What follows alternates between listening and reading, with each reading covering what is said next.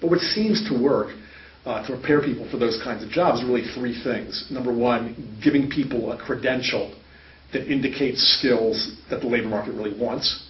Secondly, having some contact with employers and working directly with them to make sure that the training meets the needs of the jobs and that there's a job at the end waiting for the trained person.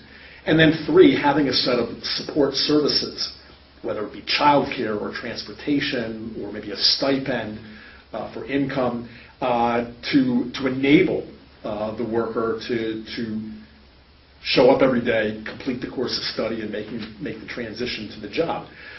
What I like about the sectoral programs, they seem to do all three of those things and generally to do them quite well.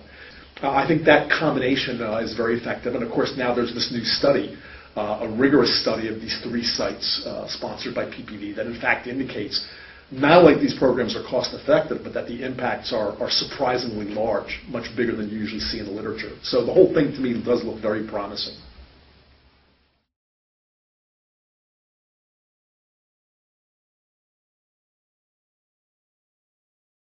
If you look at jobs in construction or in health services or in IT and some of these other sectors, we're talking about jobs that pay quite well.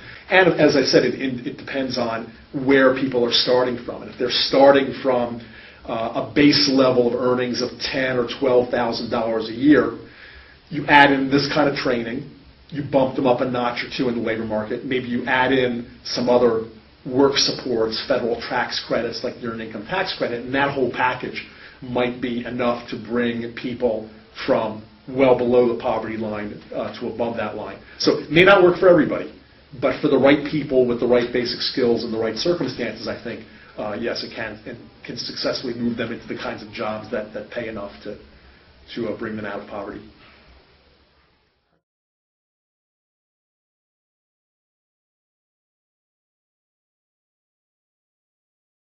And I think it's becoming clearer and clearer in employment training that one size doesn't fit all, one program doesn't meet everybody's needs. The sectoral programs that are highlighted in the PPV report clearly aim at people with pretty decent basic skills and enough stability in their family lives that they can successfully complete a course of study and then move on to a job that uses those new credentials. So I think in the right combination and applied selectively, employment training opportunities of the right type for the right people can work a lot better than a pure work-first approach.